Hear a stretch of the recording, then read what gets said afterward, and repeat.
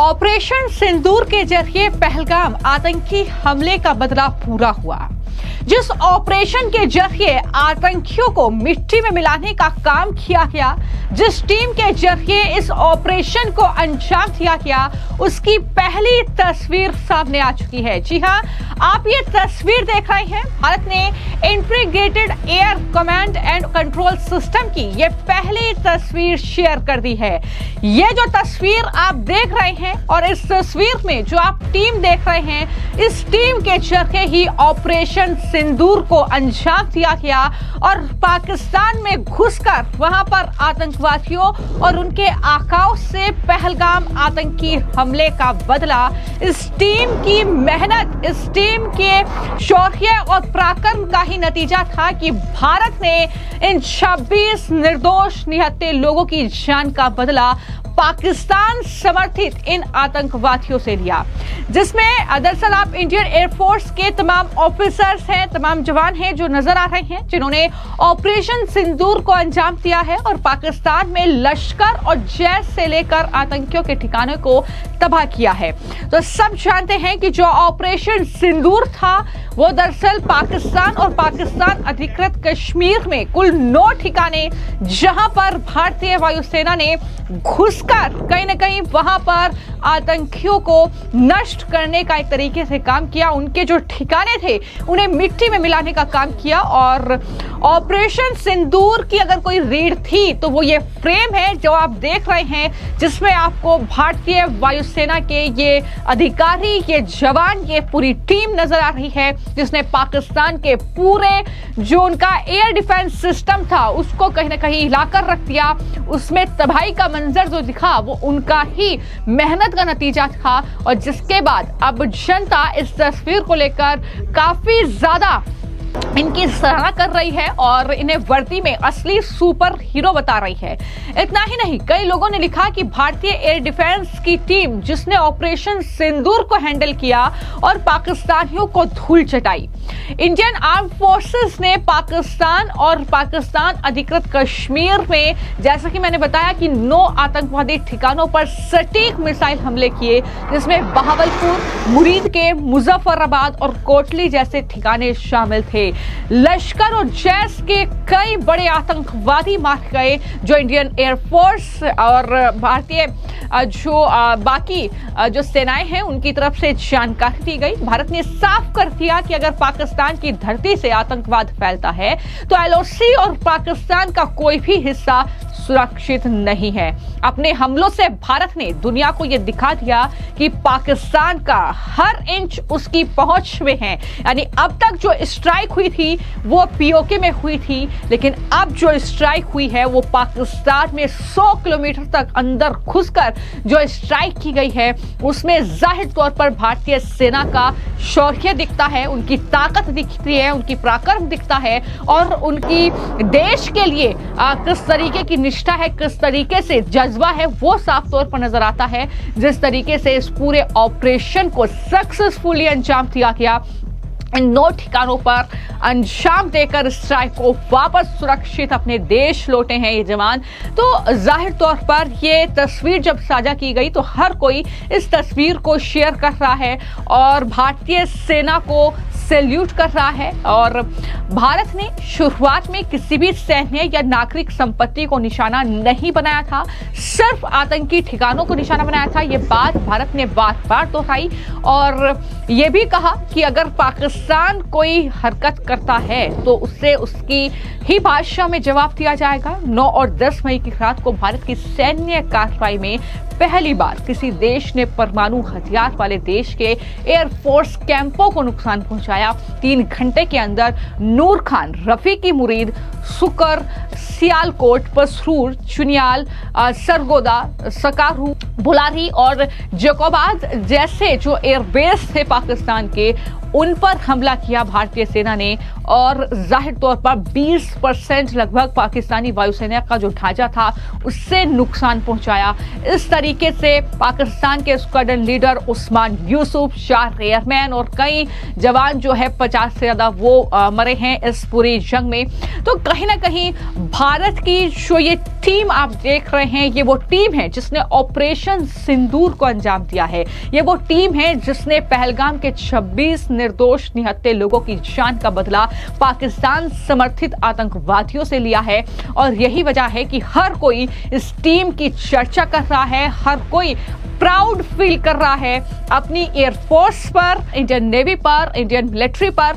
तो ये तस्वीर अपने आप में बेहद खास है, जिसको लेकर पूर्व डीआरडीओ प्रमुख जो हैं जी सतीश रेड्डी, उन्होंने दरअसल बयान दिया है। और इस पूरे ऑपरेशन सिंदूर में जो स्वदेशी तकनीक इस्तेमाल की गई, जो ड्रोन्स इस्तेमाल किए गए, जो मिसाइल ब्रह्मोस का इस्तेमाल किया गया, उसको लेकर उन्होंने वाकई सराहना की है और बताया है कि डीआरडीओ किस तरीके से काम कर रहा है। डीआरडीओ के अधिकारियों को उन्होंने बधाई दी है और क्या कुछ उन्होंने कहा इस ऑपरेशन सिंदूर को लेकर, वो भी सुनिए। Many indigenous technologies have been used in this war, and the war has been an Atmanirbhar based warfare. The anti-drone system which has been developed both by DRDO and industry have also been very successfully used, particularly the BrahMos missile, which is a supersonic cruise missile, has been used as a very effective weapon. As what we see today, BrahMos is very accurate weapon, very reliable weapon. All these systems have been developed indigenously. The role of BrahMos is very important. And that's why I think today Honorable Raksha Mantri Sri Rajnath Singh Ji has inaugurated a facility in Lucknow to produce 100 to 150 missiles of BrahMos every year. The scientists of DRDO are very proud that many systems developed by them have been very effectively used. This particular conflict is different, that it's technology based and more like air warfare. Missiles, UAVs, drones, and air defense systems and aircrafts. This is the area in which the war took place. For us, many indigenous technologies have been used in this war, and the war has been an Atmanirbhar based warfare. Akash missile has been used as per the media reports and has been very successful. A missile which has been developed for the air defense applications. Also heard medium range surface to air missile has been used again against the incoming aerial targets. The anti-drone system which has been developed both by DRDO and industry have also been very successfully used, as there are huge number of drones were coming in. That's what we see in the media and the videos, and they all have been neutralized with the technologies that have been developed. Particularly the BrahMos missile, which is a supersonic cruise missile, has been used as a very effective weapon, as what we see today. In fact, parts of the BrahMos also, which have come up in the media today. BrahMos is very accurate weapon, very reliable weapon. All these systems have been developed indigenously, and so the armed forces are well trained on this during the development phase, and then later during the trials and also in their exercises. They could use it very effectively. And this is the first time that so many indigenous weapons, along with the radars and drones, along with the payloads developed by many startups, have been used extensively. The role of BrahMos is very important. And that's why I think today Honorable Raksha Mantri Sri Rajnath Singh Ji has inaugurated a facility in Lucknow to produce 100 to 150 missiles of BrahMos every year. So the country is day by day improving its position in advanced technologies of defense and producing them large number through industry. I like to congratulate the startups and industries who have come out with many technologies and who have been very ready every day looking for an opportunity to send it to the border. The scientists of DRDO are very proud that many systems developed by them have been very effectively used. As a whole, the nation is proud of all these achievements of India, standing tall along with the advanced nations, using all these technologies very effectively, neutralizing all the targets from the enemy very effectively.